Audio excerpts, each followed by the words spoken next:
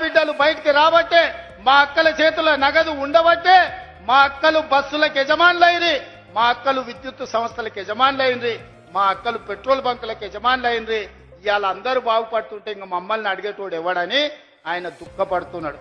అందుకే నీ దుఃఖం 10 ఏళ్ల వరకు అట్లనే ఉంటది. అది పెరిగి పెద్దదై భూతమై నిన్ను కబలిస్తే తప్ప నీకు విముక్తి లేదు. నువ్వు శాపగ్రస్తుడివి చంద్రశేఖరరావు. నీ కళ్ళ ముందల్నే తెలంగాణ అభివృద్ధి చెందుతుంది. అభివృద్ధి చేసే బాధ్యత మేం తీసుకుంటాం. ఇవాళ ఈ వేదిక మీద నుంచి చెప్తున్నా, 94 నుంచి 10 ఏళ్లు తెలుగుదేశం అధికారంలో ఉన్నది.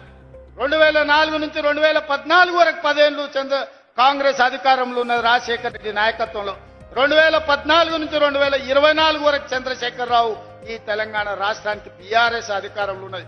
2024 నుంచి 2034 వరకు రాసుకో చంద్రశేఖరరావు. నీ డైరీలో కాదు, నీ గుండెల్లో రాసుకో. నీ కొడుకు గుండె మీద రాయి. 2034 వరకు ఈ సోదరుడు పాలమూరు బిడ్డ తెలంగాణకు ముఖ్యమంత్రిగా ఉంటాడు. పాలమూరు నుంచే ప్రజా ప్రభుత్వాన్ని నడుపుతాం. ఇది నా మాట. నువ్వు నీ గుండెల్లో రాసుకో చంద్రశేఖరరావు.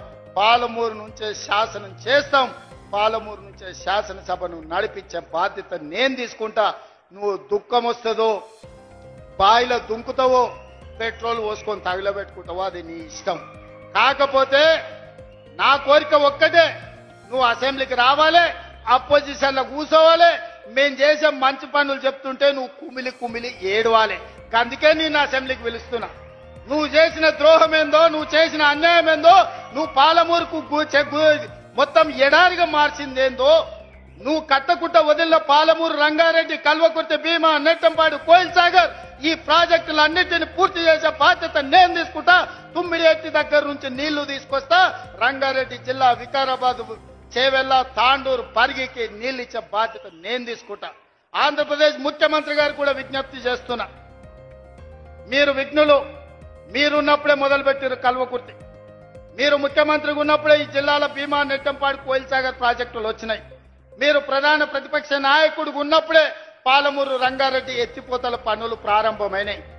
మరి మీరు ముఖ్యమంత్రిగా 10 ఏళ్లు, ప్రతిపక్ష నాయకుడిగా 10 ఏళ్లు ఉన్నప్పుడు మొదలుపెట్టిన ప్రాజెక్టులను మీరు అడ్డుకోవడం ఏ మేరకు న్యాయం? చంద్రశేఖరరావు గారు కట్టకపోతే చంద్రబాబు నాయుడు గారు అడ్డుకుంటే న్యాయమా? అందుకే చంద్రబాబు నాయుడు గారికి విజ్ఞప్తి చేస్తున్నా. మా పాలమూరు, రంగారెడ్డి ఎత్తిపోతలకు అడ్డం పడవద్దు.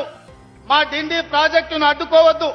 మా కల్వకుర్తి, మా భీమా, మా నెట్టంపాడు, మా కోయిల్ సాగర్ మీరు అడ్డుకోవద్దు. ఒకనాడు పాలమూరు జిల్లాను మీరు దత్తత తీసుకున్నా అని చెప్పారు. మీరు బాధ్యతగా ఉండండి, మమ్మల్ని బ్రతకనియండి, మా ప్రాజెక్టులు పూర్తి చేసుకోనివ్వండి. ఆనాడు ఉమ్మడి రాష్ట్రంలో శ్రీశైలం వెనకాల నుండి 4 టీఎంసీల నీళ్లు తీసుకెళ్లేది ఉంటే ఇవాళ 9.5 టీఎంసీలు నీళ్లు తీసుకెళ్లడానికి మీరు ప్రాజెక్టులు పెట్టుకున్నారు. అందుకే చంద్రబాబు నాయుడు గారికి విజ్ఞప్తి చేస్తున్నా.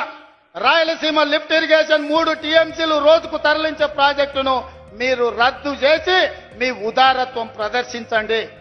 మీరు 2 రాష్ట్రాలను సమానంగా తెలుగు వాళ్ళను అభివృద్ధి చేయాలన్న ఆలోచనతో ఉన్నది నిజమైతే రాయలసీమ లిఫ్ట్ ఇరిగేషన్ ప్రాజెక్టును రద్దు చేయండి. పాలమూరు, రంగారెడ్డి ఎత్తిపోతల, డిండి ప్రాజెక్టు, కల్వకుర్తి ప్రాజెక్టు, భీమా ప్రాజెక్టు, నెట్టంపాడు ప్రాజెక్టు, కోయిల్ సాగర్ ప్రాజెక్టులను పూర్తి చేయడానికి మీరు ఉదారంగా ముందుకొచ్చి మాకు సహకరించండి. మా పాలమూరు బిడ్డలు కృతజ్ఞత ఉన్నవాళ్ళు, మీ మేలు మేము ఎప్పుడు మర్చిపోం. మీరు సహకరించకపోతే మేము చేసే విజ్ఞప్తులు చేస్తాం. మా విజ్ఞప్తులను మీరు వినకపోతే పోరాటం ఎట్లా చేయాలనో పాలమూరుకు తెలుసు. పాలమూరుకి పౌరుషం ఉంది, పోరాటం చేసి సాధించుకునే శక్తి ఉంది. దానికి నాయకత్వం వహించే బాధ్యత నేను తీసుకుంటా సోదరులారా.